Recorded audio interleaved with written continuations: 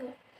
Perkenalkan, nama saya Nazma Miliah Tianas dari Prodi Akuntansi Universitas Negeri Padang.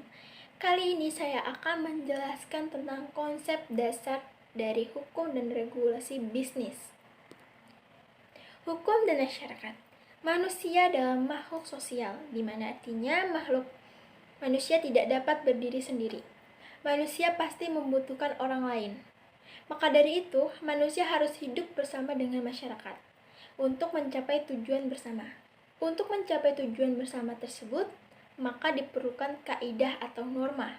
Norma atau kaidah adalah suatu peraturan hidup yang menetapkan bagaimana manusia harus bertingkah laku dalam masyarakat agar tidak merugikan orang lain.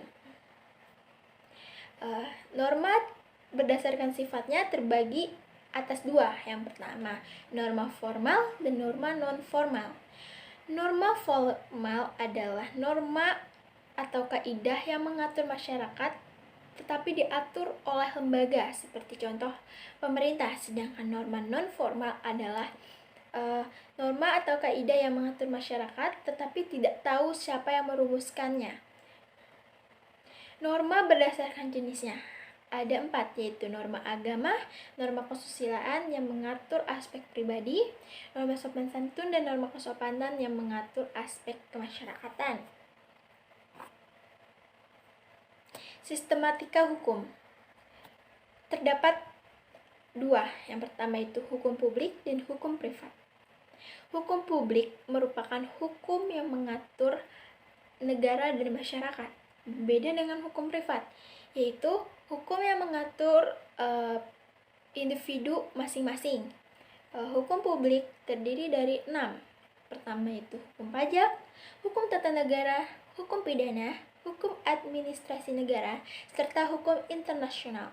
Hukum pajak merupakan hukum yang berkaitan dengan negara oleh seorang untuk membayar pajak. Sedangkan hukum tata negara adalah hukum yang mengatur kelembagaan serta praktek-praktek yang dilakukan oleh negara. Sedangkan hukum pidana adalah hukum yang mengatur larangan dan sanksi yang diberikan oleh orang yang merugikan orang lain. Sedangkan hukum administrasi negara adalah hukum yang mengatur tentang kenegaraan. Sedangkan hukum internasional adalah hukum yang mengatur antar negara. Hukum privat terdiri dari 3. Yang pertama ada hukum perdata, hukum dagang, dan hukum acara peradilan agama. Hukum perdata merupakan hukum yang mengatur tentang kepentingan antara satu dengan yang lainnya. Sedangkan hukum dagang yaitu hukum yang mengatur tentang perdagangan atau bisnis. Hukum acara peradilan agama adalah hukum yang mengatur tentang bersengketa di dalam peradilan agama. Pengertian hukum bisnis. Hukum bisnis adalah suatu perangkat kaidah hukum yang mengatur dan mengawasi tentang hak dan kewajiban dalam perjanjian atau perikatan yang terjadi dalam bisnis. Subjek hukum dan objek hukum.